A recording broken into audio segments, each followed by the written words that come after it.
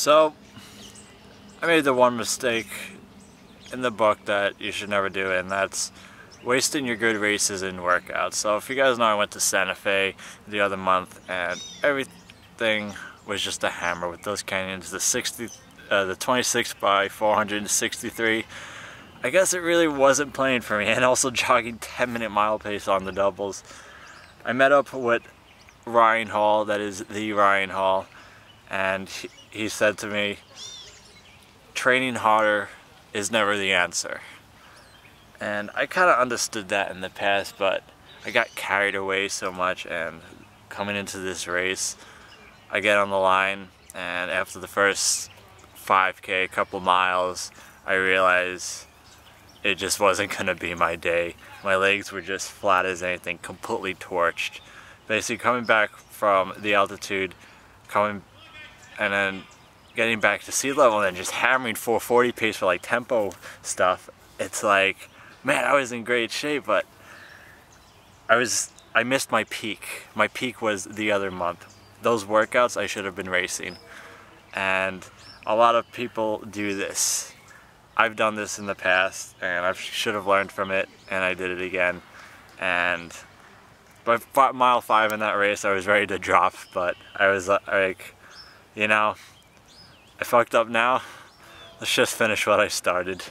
So I finished the race, ran a crappy time, really bad, really disappointed.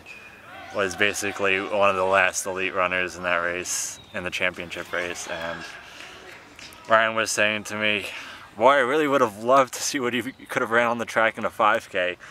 And I blew that all away just from training so hard. And when it comes to like overtraining, it was like, when I was there, I was like, I'm getting better, I'm fast. I'm like, I can't be overtraining because I'm resting every Sunday and I'm taking my easy runs really easy.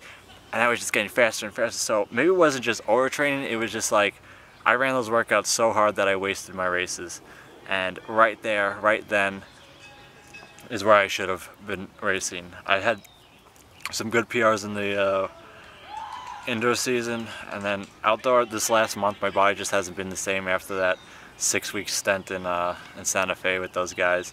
These guys could run under 27 minutes, and if I was hanging in with them in every workout, it's just that much harder on me than it was for them. And coming back here, my legs weren't the same this whole month. I couldn't get them moving. I just couldn't do anything or run easy. And then my hip, I strained my hip for a week, 7 days, I couldn't run.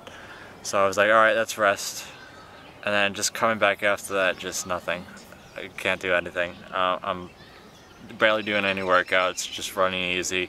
I would do a long run here or there, progression run, and I would be like feeling bad, but running decent pace. And then coming up into this last week, I'm just starting to feel better, and then I have this race.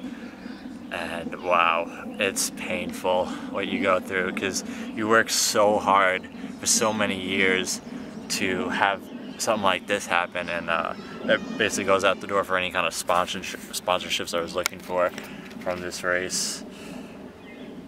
And then you just got people who just take drugs. Okay, well, we've known athletes who've failed drug tests, but it's like they've gotten so much money, they've gotten paid, they've gotten sponsors, and then the people who really work hard, who maybe just don't figure it out in the end to really run that 103.5 or that 27-minute 10K just yet, just don't get anything until you run that time, and you're just grinding. And that's the mental part of this game. It's hard because nobody stays in it. After a certain point they give up, and I'm not here to give up, so I'm gonna keep going. But it's hard.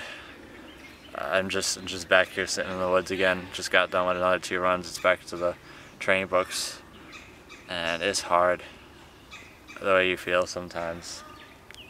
But I do have good news with that. I may be transferring over to Flagstaff and training with a new coach and working with him, but we'll see. That's the plan for now. Just keep going, keep grinding, fuck shit up, never stop running. Till Until next time, Coyote Loco Show. Bada bing, bada boom.